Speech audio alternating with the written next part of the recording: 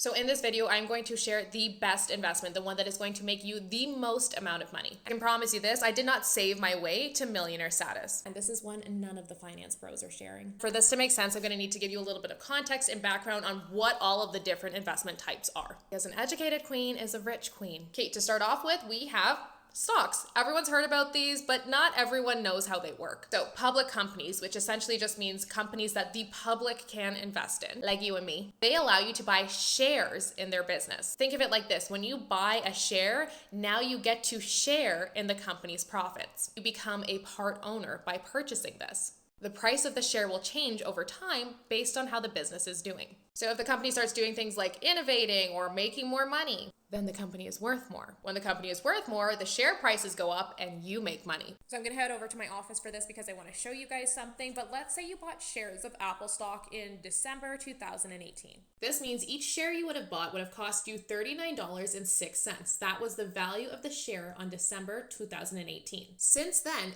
over the past 5 years, the price of that share that was $39 is now $191. It has gone up by 344%. This means you would have made a 344% return on your money. So basically, again, when you buy stocks or shares of a company, you become part owner in that company, and then you make money when that company does well, just like an owner would. Now, I don't invest in individual stocks. It is too risky. I have more on that in our free investing masterclass. But essentially, the long-term average return of the total stock market is about 10% a year. So another common investment is called bonds, and this is where you basically become the bank, right? You loan your money to other businesses or the government, and then you collect the interest. The average return of bonds since 1926 is about 4 to 6% a year. There are also GICs in Canada or CDs in the US, and they are similar to bonds. Instead, you are lending your money to a financial institution.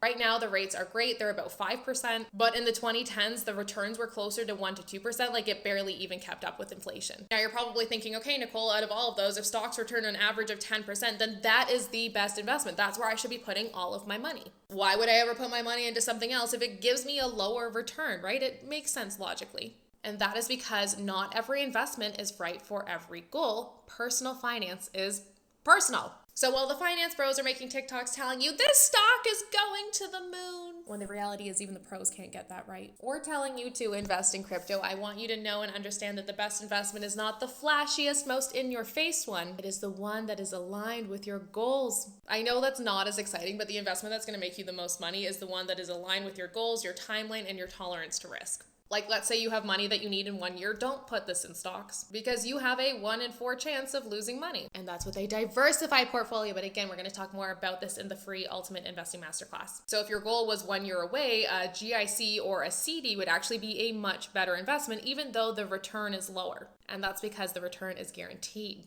But if you don't need the money for decades, like retirement savings, your risk of losing money actually drops to 0 after 20 years in the market with a diversified portfolio. Investing into something like a CD or a GIC would actually be the reason why you lose out on money, because if the average return of the stock market is 10% and GICs are anywhere between 1 to 5%, you're losing 5% or more by choosing the wrong thing, even though it's guaranteed. And now I know you want to keep learning. Go and grab your spot right now in that investing masterclass. It's 100% free, and it could just be the thing that changes everything for you.